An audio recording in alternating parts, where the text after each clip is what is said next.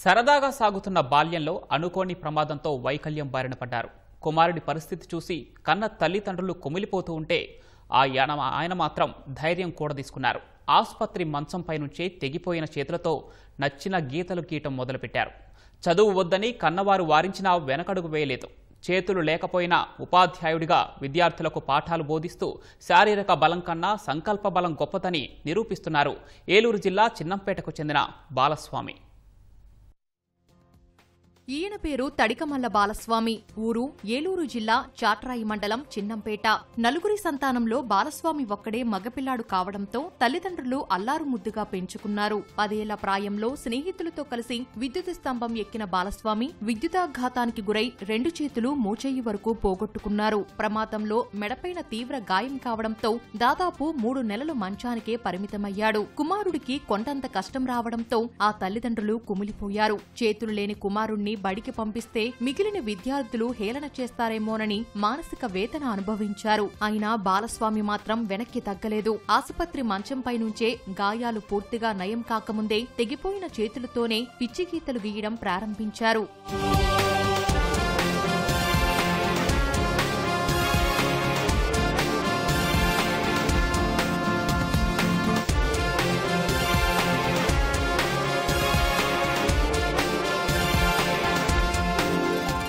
ఏళ్లు గడుస్తున్న కొద్దీ బాలస్వామిలో సడలని పట్టుదల అతన్ని ప్రత్యేకంగా నిలిపింది. తన మొండి చేతులతోనే మెల్లమెల్లగా అక్షరాలు రాయడం నేర్చుకున్నారు. మొదట్లో చాలా కష్టపడ్డా గీతలు వంకర టింకరగా వచ్చినా రోజూ సాధన చేయడం మాత్రం ఆపలేదు. క్రమంగా ఆయన రాత అందంగా మారింది. అగిరిపల్లి మండలం ఈదరలో 10వ తరగతి వరకు, ఇంటర్ డిగ్రీ విజయవాడలో చదువుకున్నారు. చేతులు లేకపోవడంతో మరో పని చేయలేనని గ్రహించిన బాలస్వామి 10వ తరగతిలోనే ఉపాధ్యాయుడు కావాలని నిర్ణయించుకున్నారు. అలా విసన్నపేటలో బీఈడీ, ఏలూరులో పీజీ పూర్తి చేశారు. వసతి గృహాల్లో ఉంటూ స్నేహితులు, ఉపాధ్యాయుల సాయంతో విద్యాభ్యాసం పూర్తి చేశారు. స్కూల్లో టీచర్గా చేస్తున్నారు. చెప్తారండి, బోర్డు వర్క్ కూడా చేస్తారు. 12 సంవత్సరాల నుంచి ఇంగ్లీష్ చెప్తారు. English, social. చిన్నప్పుడు కరెంట్ షాక్ కొట్టిందండి. కరెంట్ షాక్ కొట్టి స్తంభం మీద నుంచి కింద పడితే చేతులు 2 తీసేశారు. మేము చిన్నప్పుడు ఒకసారి ఎక్కితే కరెంటు లేదండి. ఇప్పుడు తెలవక రెండోసారి వెళ్ళిండు, ఇంకొక ఆయన వెళ్తే కరెంట్ వచ్చింది.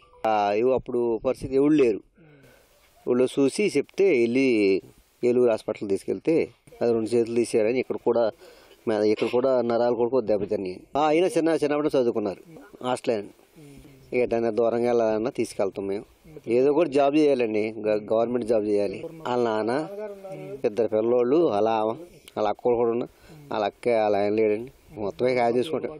ఇల్లు మినహా మరేమీ ఆస్తులు లేకపోవడం, తోడబుట్టిన 3 అక్క చెల్లెళ్ల పెళ్లిళ్లు, ఇంటి బాధ్యతలు పైన పడడంతో పీజీ పూర్తి కాగానే బాలస్వామి బతుకువేట ప్రారంభించారు. బయటకు వెళ్లి పనిచేసే అవకాశం లేకపోవడంతో ఉన్న ఊర్లోనే ఓ ప్రైవేటు పాఠశాలలో ఉపాధ్యాయుడిగా ఉద్యోగంలో చేరారు. ఎంఏ ఇంగ్లీషు పూర్తి చేసిన బాలస్వామి 12 ఏళ్లుగా అదే పాఠశాలలో పనిచేస్తూ కుటుంబాన్ని నెట్టుకొస్తున్నారు. ఎప్పటికైనా ప్రభుత్వ ఉపాధ్యాయుడు కావడమే తన లక్ష్యమని చెబుతున్నారు. డిఎస్సి చాలాసార్లు అటెంప్ట్ చేశా, కానీ అన్ఫార్చునేట్లీ నేను జాబ్ కొట్టలేకపోయా. ఇక ఈసారి ఆగిపోయా, స్కూల్ ఆగిపోయి కూడా నేను ప్రిపేర్ అవ్వాలనుకుంటున్నా. కోచింగ్ తీసుకోవడానికి నాకు ఇబ్బంది అయ్యి ఆగేస్తారు. లేకపోతే ఎప్పుడో వచ్చే జాబు. నేను ఒంటరికి వెళ్ళడానికి ఇబ్బంది కాబట్టి నాకు ఎవరైనా తోడు కావాలి. కాబట్టి అందులో ఇంటి దగ్గర ఫ్యామిలీ ఇష్యూస్ ఉన్నాయి సార్. అదే సార్, ఇక ఈ ఇబ్బందుల వల్ల నేను వెళ్ళలేకపోయా. లేకపోతే లాస్ట్ టైం మొన్నే వచ్చేది జాబ్ కొట్టుని. ఏదన్నా జాబ్ పరంగా గవర్నమెంట్ నుండి ఏమన్నా సహాయం చేస్తే నాకు నా ఫ్యామిలీకి ఏమన్నా సపోర్ట్గా ఉంటుంది సార్. అంతే. గవర్నమెంట్ టీచర్ వల్లనే నాకు it's my aim, long hope. అది ఏదైనా చిన్న జాబ్ ఉన్నా ప్రజెంట్ ఇస్తే దాన్ని చేసుకుంటా, తర్వాత దాన్ని ప్రిపేర్ అవుదాం సార్ నాకు.